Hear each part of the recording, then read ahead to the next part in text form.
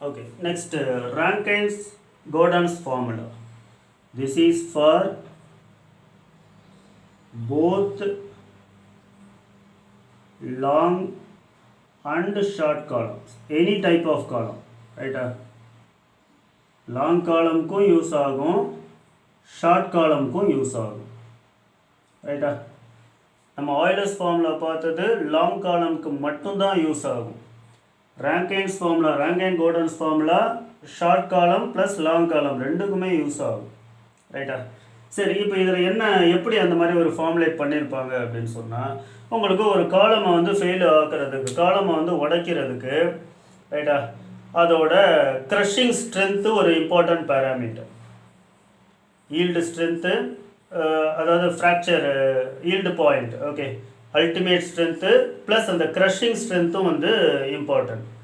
Okay, இப்போ இந்த crushing எப்போ ப்ரீடாமினண்ட்டாக இருக்கும் அப்படின்னா, உங்களுக்கு ஷார்ட் காலமில் தான் க்ரஷிங் வந்து ப்ரீடாமினண்ட்டாக இருக்கும். பக்லிங் இதில் பண்ணவே முடியாது, வளைச்சி உடைக்க முடியாது இந்த மாதிரி ஷார்ட் காலமில்.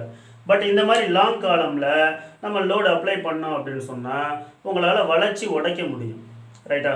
ஸோ இந்த மாதிரி லாங் காலமில் லென்த் இன்க்ரீஸ் ஆக ஆக உங்களுக்கு க்ரஷிங் லோடு, க்ரஷிங் ஸ்ட்ரென்த்தே வந்து ரீச் பண்ணாது. அது க்ரஷிங் ஸ்ட்ரென்த்துக்கு ரொம்ப முன்னாடியே இருக்கும் அந்த பக்லிங் லோடு, ரைட்டா? இப்போ ஃபார் எக்ஸாம்பிள், இப்போ க்ரஷிங் லோடு வந்து ஒரு 500 கிலோ நியூட்டன்னு வச்சுக்கோங்களேன்.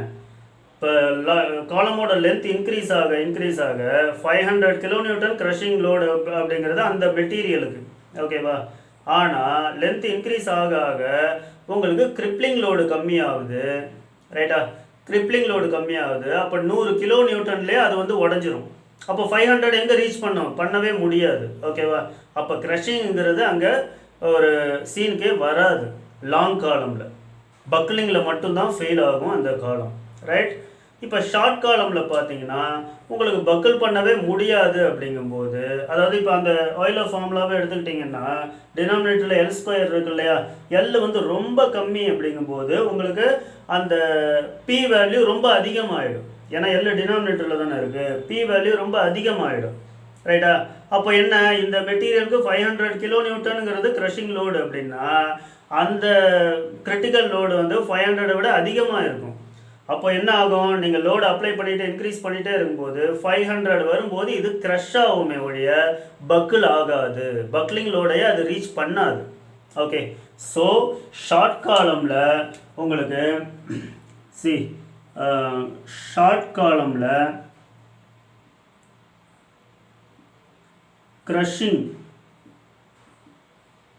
க்ரஷிங் ஃபெயில்யூர், ஓகே, க்ரஷிங் தான் வந்து ப்ரீடாமினண்ட்டாக இருக்கும்.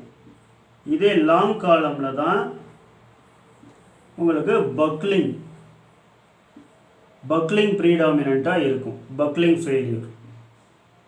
ஓகே, ஸோ இந்த க்ரஷிங் ஸ்ட்ரென்த்தையும் கன்சிடர் பண்ணி சொல்லக்கூடிய ஒரு ஃபார்முலா தான் இந்த ரேங்கைன் கோர்டன்ஸ் ஃபார்முலா, ரைட்? அவங்க என்ன சொல்கிறாங்க அப்படின்னு சொன்னால், ஸோ 1/P ரேங்கைன், அதாவது இது ரேங்கைன் உருவாக்குன பக்லிங், அதாவது failure load, okay, critical load, Rankine உருவாக்குன கிரிட்டிக்கல் லோடோட formula, that is equal to 1/P crushing, right? ஏன்னா க்ரஷிங் லோடையும் அதை கன்சிடர் பண்ணுறாங்க அவங்க, right? Plus 1/P buckling, right? இந்த பக்லிங் அப்படிங்கிறது ஆயிலரோட ஃபார்முலா. ஆயிலர் ஃபார்முலா பார்த்தோம் இல்லையா, π²EI/L², அந்த ஃபார்முலா, ரைட்? இது ரேங்கைனோட லோடு. ஸோ இதுதான் அந்த ரிலேஷன் ரேங்கைன்ஸ் ஃபார்முலாவுக்கும், அதாவது ரேங்கைன்ஸ் கிரிட்டிக்கல் லோடுக்கும் ஆயிலர்ஸ் கிரிட்டிக்கல் லோடுக்கும் இதுதான் ரிலேஷன். இந்த ரிலேஷனை நல்லா ஞாபகம் வச்சுக்கணும். இதை டெவலப் பண்ணோன்னா நமக்கு ரேங்கைன்ஸ் ஃபார்முலா கிடைக்கும் for critical load, okay?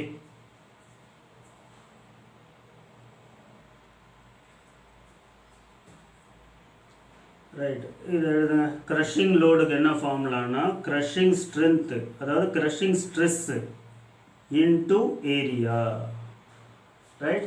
Crushing stress into area will give you the crushing load. Plus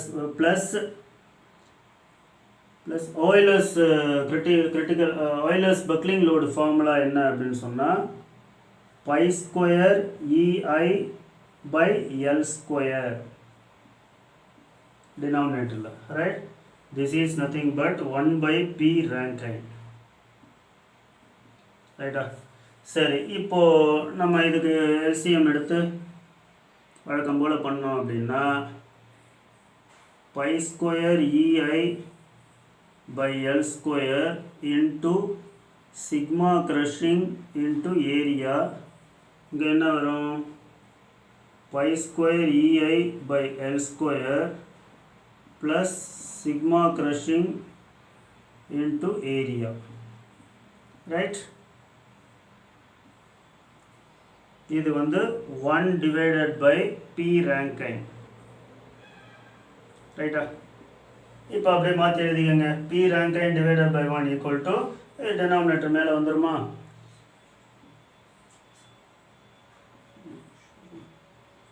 P Rankine is equal to denominator மேலே வந்துரும் pi square EI sigma crushing into A divided by divided by L square. A divided by L square அங்கே போட்டுருவேன். Okay, இந்த denominatorல pi square EI by L square plus sigma crushing into A, right? Okay, இப்போ இதில் வந்து இந்த pi square EI by L square நான் காமனாக எடுத்துடுறேன், ரைட்டா? pi square EI by L square into sigma crushing into A divided by pi square EI by L square 1 plus, right, 1 plus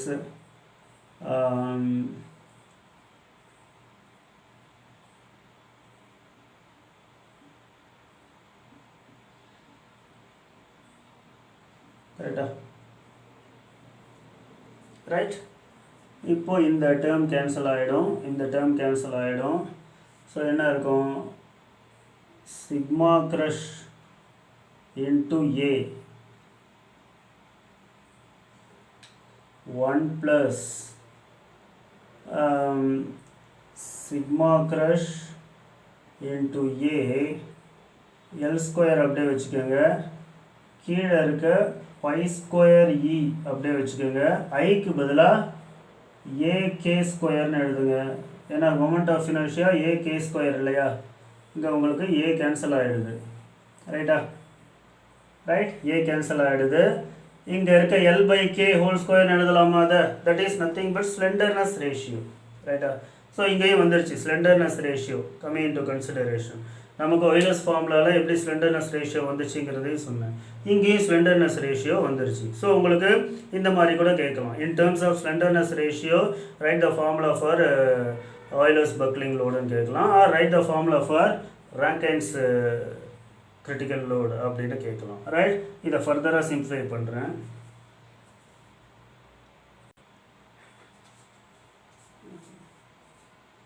so P Rankine is equal to sigma crush into A divided by 1 plus alpha into L by K whole square. L is nothing but effective length, K is nothing but minimum radius of gyration. Already நம்ம slenderness ratio என்ன எடுத்திருக்கோமோ அதுதான், ரைட்டா? L by K ங்கிறது slenderness ratio. The whole the Rankine's constant இருக்கு இல்லையா?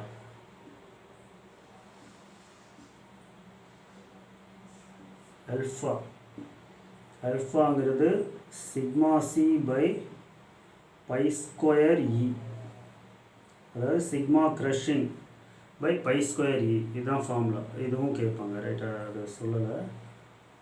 So இதனால் ஞாபகம் வச்சுக்கோங்க.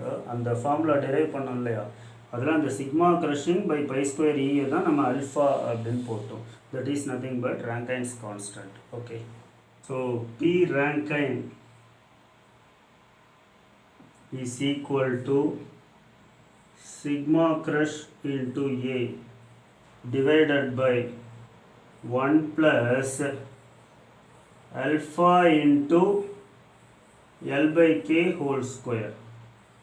L is nothing but effective length, K is nothing but minimum radius of gyration. Already நம்ம slenderness ratio என்ன எடுத்திருக்கோமோ அதுதான், ரைட்டா? L by K என்கிறது slenderness ratio the whole square. Okay.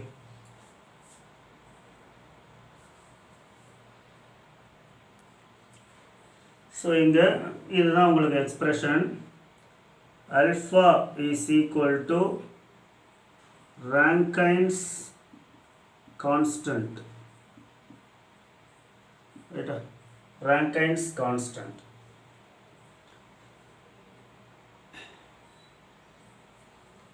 Okay, different மெட்டீரியல்ஸ்க்கு இது டிஃப்ரெண்ட்டான வேல்யூஸ் இருக்குது. அது என்னென்னங்கிறத பார்ப்போம்.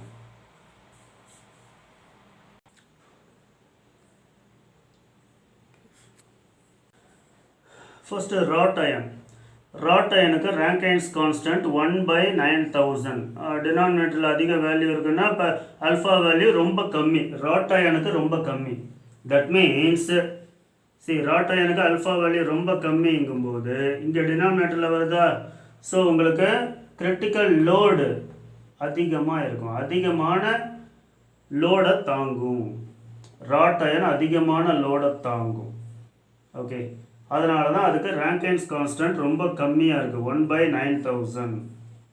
Okay, right. மைல்டு ஸ்டீலை பாருங்கள், 1/7500. இதுக்கும் அதிகம், அதாவது இதுக்கும் கிரிட்டிக்கல் லோடு வந்து அதிகம். ஸோ மைல்டு ஸ்டீலையோ ராட் அயனையோ க்ரஷிங்னால் ஃபெயில் பண்ண வைக்கிறது ரொம்ப கஷ்டம்னு அர்த்தம். இப்போ க்ரஷிங்னால் ஃபெயில் ஆகுதுன்னா ஒரு மெட்டீரியல், அது என்ன மெட்டீரியலாக இருக்கணும்? கம்ப்ளீட்லி பிரிட்டில் மெட்டீரியலாக இருக்கணும், ரைட்டா? Brittle material like cast iron, right? Brittle material like wood. So இப்போ வுட்டெல்லாம் வந்து க்ரஷிங்னால தான் உடைக்க முடியும், ரைட்டா? ஓகே, ஸோ கேஸ்ட் அயனுங்கிறது க்ரஷ் பண்ணி தான் உடைக்க முடியும், ரைட்? ஸோ இதுக்கெல்லாம் வந்து டென்சைல் ஸ்ட்ரென்த்து கம்மி, இதுக்கெல்லாம் டென்சைல் ஸ்ட்ரென்த்து அதிகம், ரைட்டா? ஸோ டென்சைல் ஸ்ட்ரென்த்து அதிகம் அப்படின்னு சொன்னால் உங்களுக்கு க்ரஷிங் ஸ்ட்ரென்த்து க்ரஷிங்னால அதை வந்து உடைக்க முடியாது, ரைட்டா? டென்சைல் ஸ்ட்ரென்த் அதிகம் அப்படின்னு சொன்னால் பக்லிங்னால தான் உடைக்க முடியும். ஓகே, அதனால தான் உங்களுக்கு வந்து ரேங்கைன்ஸ் கான்ஸ்டன்ட் வந்து கம்மியாக இருக்குது. இந்த ரெண்டுக்கும் ரேங்கைன்ஸ் கான்ஸ்டன்ட் அதிகமாக இருக்குது. So critical load will be less in these cases. Okay, so இந்த வேல்யூஸை பார்த்துக்கோங்க, ரைட்? இப்போ ரேங்கைன்ஸ் ஃபார்முலாவில் இப்போ இதில் பாருங்கள்,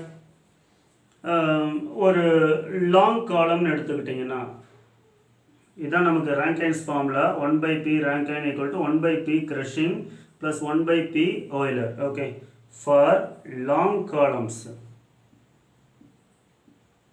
லாங் காலம்ஸுக்கு நான் ஆல்ரெடி சொன்ன மாதிரி இப்போ க்ரஷிங் லோடு வந்து 500 kN வச்சுக்கோங்களேன் ஒரு மெட்டீரியலுக்கு.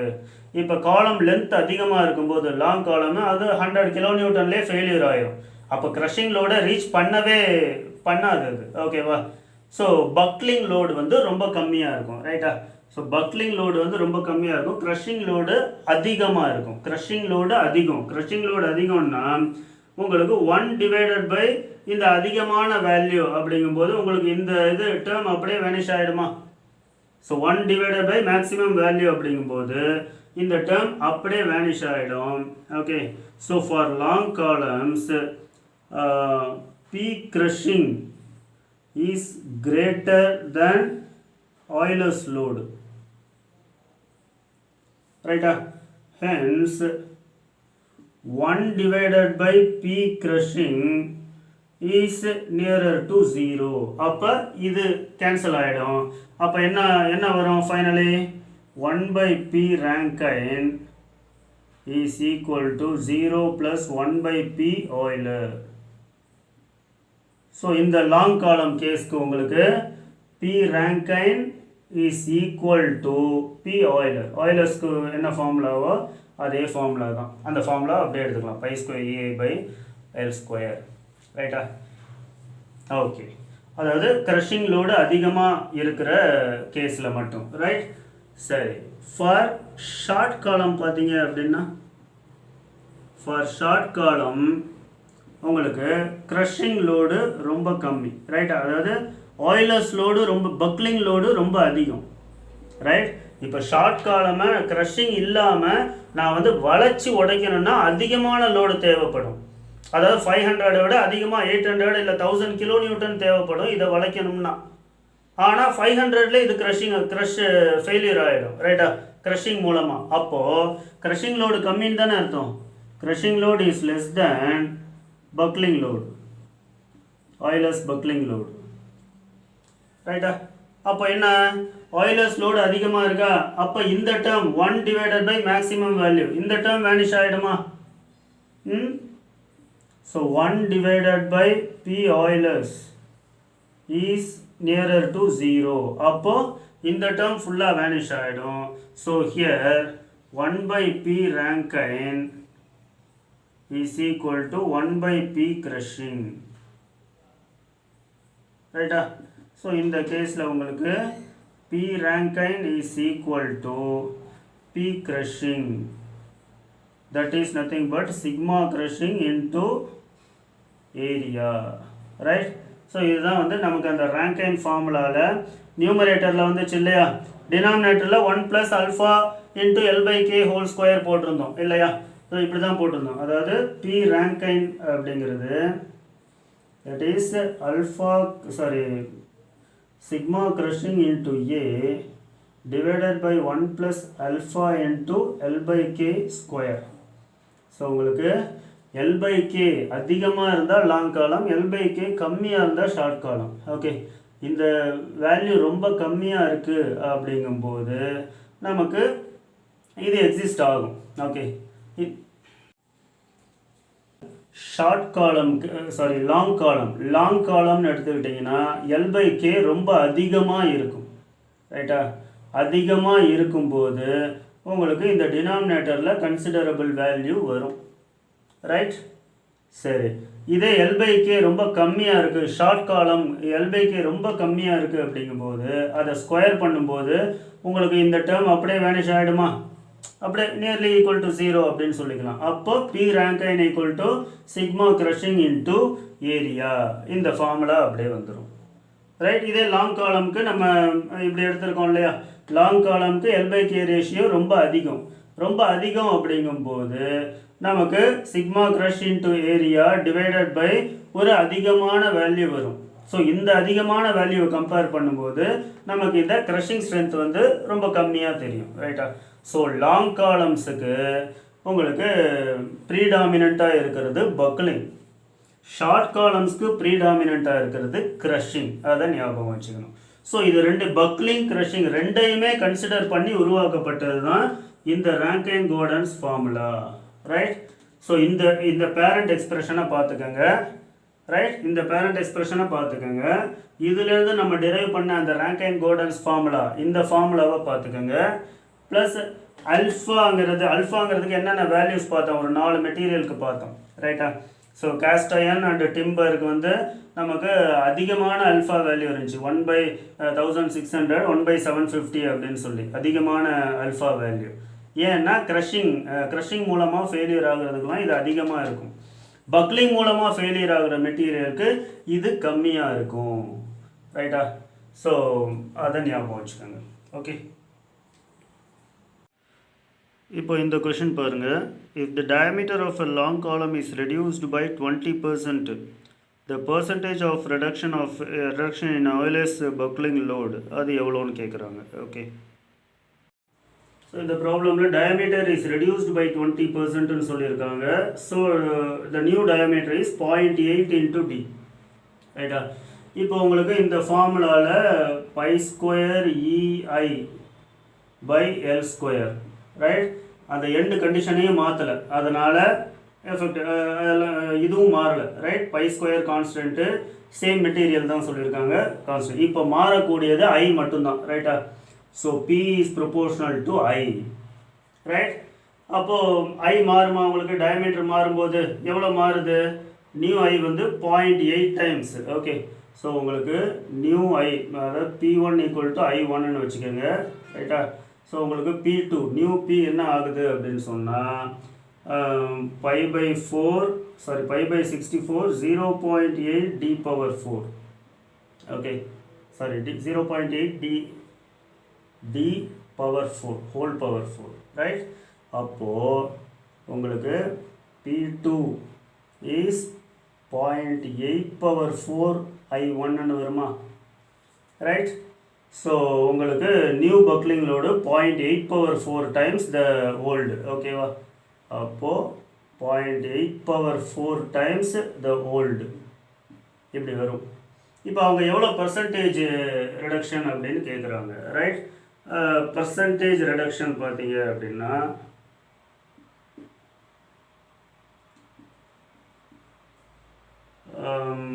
P1லேருந்து P2-வை மைனஸ் பண்ணி divided by P1 into 100%, right? அப்போது 1 minus 0.8/4 divided by 1 into 100%, right?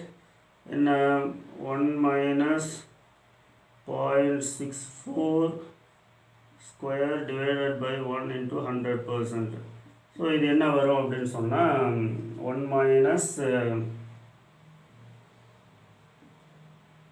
0.4096 divided by 1 into 100%. அப்போ இது என்ன ஆகும்? 59 point, so 0.5904 into 100%. அப்போ 59%. ஸோ உங்களுக்கு 59% is the reduction in buckling load, ரைட்டா? In the question, the least radius of gyration for solid circular column. இப்போ solid column solid circular செக்ஷனுக்கு I value என்னன்னு தெரியும், π/64 d power 4. Okay, I is nothing but area into radius of gyration square. Okay, அப்போ radius of gyration is equal to root of I/Aன்னு வருமா? So d/4 will get. Okay, அந்த formula போட்டு பார்த்தீங்கன்னா தெரியும். இந்த 525th question பாருங்கள். The crippling load of a column with one end fixed and other end hinged is, அதாவது how many times of both ends hinged column அப்படின்னு கேட்குறாங்க, ரைட்டா? அதாவது one end fixed other end hingedக்கு எஃபெக்டிவ் லென்த் வந்து L/√2ன்னு வரும். அதனால் நிறைய பேர் அவசரத்தில் என்ன பண்ணுறாங்க, அந்த ஃபஸ்ட்டு ஆப்ஷனை போட்டுருவாங்க √2 டைம்ஸ் அப்படின்னு சொல்லி. அது தப்பு. ஏன்னா டினாமினேட்டரில் உங்களுக்கு L/√2 த ஹோல் ஸ்கொயர்னு வரும். அப்போது √2 டைம்ஸ் வராது, √2வை ஸ்கொயர் பண்ணிட்டா 2 டைம்ஸ் வருமா? 2 times of the both ends hinged column. இதுதான் கரெக்ட் ஆப்ஷன். ஓகே, ஸோ அவசரப்படாமல் கரெக்டாக அந்த ஃபார்முலாவை எழுதி பார்த்து, அதுக்கு 1 நிமிஷம் கூட ஆகாது, ரைட்டா? எழுதி பார்த்து கரெக்டாக ஒர்க் அவுட் பண்ணி போடணும். ஓகே, இந்த ரேங்கைன் கான்ஸ்டன்ட் இருக்குது பாருங்கள். ரேங்கைன் கார்டன்ஸ் ஃபார்முலாவில் அல்ஃபா வேல்யூ நம்ம பார்த்தோம் இல்லையா? ஸோ அல்ஃபாவுக்கு என்ன எக்ஸ்ப்ரெஷன் அப்படின்னா σc/π²e. அந்த ஃபார்முலா டெரைவ் பண்ணும்போது இந்த σc/π²e தான் நம்ம அல்ஃபான்னு எடுத்துக்கிட்டோம்.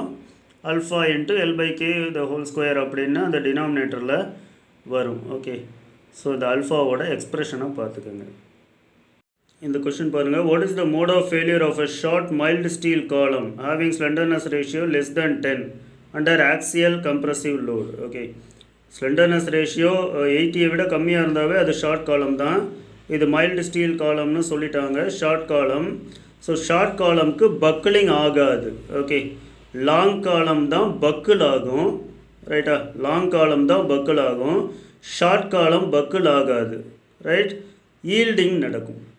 அதாவது ஏன் மைல்டு ஸ்டீல்னு கொடுத்துருக்காங்கன்னா, இது டக்டைல் மெட்டீரியல். டக்டைல் மெட்டீரியலுக்கு க்ரஷிங் கிடையாது. Brittle materials like cast iron, wood, இந்த மாதிரி இதுக்கு தான் வந்து இது க்ரஷிங் நடக்கும், ரைட்டா? ஷார்ட் காலமில். இதே மைல்டு ஸ்டீல் காலமாக இருந்துச்சு அப்படின்னு சொன்னால் ஈல்டிங் தான் நடக்கும், ஞாபகம் வச்சுக்கோங்க. ஓகே, இதே லாங் காலமாக இருந்துச்சுன்னா மைல்டு ஸ்டீல் லாங் காலமில் வந்து உங்களுக்கு பக்லிங் நடக்கும். ஷார்ட் காலம்னு இது பண்ணியிருக்காங்க, ஓகேவா, ஸ்பெசிஃபை பண்ணியிருக்காங்க. So yielding is the correct answer. இங்கே கொடுத்துருக்காங்க பாருங்கள். The given material is short column of mild steel. Okay, fracture or buckling failure not occur because fracture failure வந்து பிரிட்டில் மெட்டீரியல், அதாவது க்ரஷிங். ஓகே, நம்ம பார்த்தோம் இல்லையா, க்ரஷிங் வந்து பிரிட்டில் மெட்டீரியலுக்கு மட்டுமே உரித்தானது, ரைட்டா. பட் டக்டைல் மெட்டீரியலுக்கு என்ன அப்படின்னு சொன்னால் பக்லிங் ஃபெயிலியர் ஃபார் லாங் காலம். இதே ஷார்ட் காலமாக இருந்தால் பக்கிள் ஆகாது, ஈல்டிங் தான் நடக்கும், ரைட்டா. இது டக்டைல் மெட்டீரியலுக்கு தான் இந்த ஈல்டிங் இருக்கும். Okay, right. இதில் which of the following statements is correct அப்படின்னு கேட்டிருக்காங்க. ஃபஸ்ட்டு ஸ்டேட்மெண்ட் பாருங்கள். Euler's buckling load increases with increase in effective லென்த்தா? இல்லை, ஏன்னா ஒயர்லெஸ் ஃபார்முலாவில் எஃபெக்டிவ் லென்த்து டினாமினேட்டரில் தான் இருக்குது. ஸோ எஃபெக்டிவ் லென்த்து டிக்ரீஸ் ஆகும்போது தான் ஒயர்லெஸ் பக்லிங் லோடு இன்க்ரீஸ் ஆகும். அப்போது ஏங்கிறது தப்பு. அடுத்து பி பாருங்கள். Buckling load of a column does not depend on its cross section. Cross செக்ஷனை டிபெண்ட் பண்ணி தான் இருக்குது, ரைட்டா. ஏன்னா pi square EI by L square தானே ஃபார்முலா. அப்போ ஐயில் வந்து கிராஸ் செக்ஷன் டைமென்ஷன்ஸும் வருது இல்லையா, பிடிக்யூ பை 12, ரைட்டா. ஸோ அந்த கிராஸ் செக்ஷனல் டைமென்ஷனை டிபெண்ட் பண்ணி தான் இருக்குது. ஓகே, அது அதிகமாக இருந்தால் லோடு அதிகமாக, பக்லிங் லோடு அதிகமாக இருக்கும். அது கம்மியாக இருந்தால் கம்மியான பக்லிங் லோடு இருக்கும். ஓகே, ஸோ அதனால் பி கொடுத்துருக்கிறதும் தப்பு. அதாவது டிபெண்ட்ஸ் ஆன் கிராஸ் செக்ஷனுங்கிறது தான் உண்மை, ஓகேவா. Buckling load depends on cross section அப்படிங்கிறது தான் உண்மை. இங்கே வந்து டஸ் நாட் டிபெண்ட்னு கொடுத்துருக்காங்க. ஸோ அதுவும் கரெக்ட் கிடையாது, right. If the free end of a cantilever column is propped then the buckling load increases. Cantilever column அப்படிங்கிறது அந்த 4வது கேஸ் பார்த்தோம் இல்லையா, one end fixed other end free. நம்ம கேன்டிலிவர் பீமில் அது சொன்னோம், one end fixed other end free. அதே கேஸ் தான் இங்கேயும், ரைட்டா. அந்த 4வது கேஸ் வந்து one end fixed other end ஃப்ரீங்கிறத கேன்டிலிவர் காலம்னு சொல்லலாம், ரைட்டா. சரி, இப்போ கேன்டிலிவர் காலமில் உங்களுக்கு பக்லிங் லோடு வந்து ரொம்ப கம்மியாக இருக்குது, கம்மியான லோடு கொடுத்தாவே உடஞ்சிரும். இப்போ அவங்க என்ன சொல்கிறாங்கன்னா, if it is ப்ராப்டு, if the free end is ப்ராப்டு then the buckling load increases அப்படின்னு சொல்லியிருக்காங்க. ப்ராப்டு அப்படின்னு சொன்னால் அந்த ஃப்ரீ எண்டை பின் பண்ணிட்டாவோ இல்லை ஹிஞ்சடு சப்போர்ட் அங்கே கொடுத்துட்டாவோ அது ப்ராப்டு கேன்டிலிவர் அப்படின்னு சொல்லுவாங்க, ரைட்டா. கேன்டிலிவர் பீமில் ஃப்ரீ எண்டில் ஒரு சிம்பிளி சப்போர்ட்டை கொடுத்துட்டா அதுக்கு பேர் ப்ராப்டு கேன்டிலிவர் பீம், ரைட்டா. அப்போ அது என்ன கேஸ் வந்துடும், 3rd கேஸ் பார்த்தோம் இல்லையா, one end fixed one end hinged, அந்த மாதிரி கேஸ்க்கு வந்துடும். அப்போது உங்களுக்கு லோட் கேரிங் கெப்பாசிட்டி இன்க்ரீஸ் ஆகுதா. So buckling load increases. இந்த ஸ்டேட்மெண்ட் மட்டும்தான் கரெக்டு, ரைட். இந்த ஸ்டேட்மெண்ட் மட்டும்தான் கரெக்டு. 4வது ஸ்டேட்மெண்ட்டையும் செக் பண்ணி பார்த்துருவோம். 2 geometrically identical columns made of different material have same buckling லோடா அப்படின்னா, different material same buckling load கிடையாது. Same material same geometric dimension அப்படின்னு சொன்னால் மட்டும்தான் பக்லிங் லோடு சேமாக இருக்கும், ரைட்டா. ஏன்னா அங்கே ஈயும் வருது, இஐ ஃப்ளெக்சுரல் ரிஜிடிட்டி, ரைட்டா. ஸோ இந்த மெட்டீரியல் அண்ட் ஜியோமெட்ரிக்கல் டைமென்ஷன்ஸ் ரெண்டும் கலந்தது தான் அந்த ஃப்ளெக்சுரல் ரிஜிடிட்டி.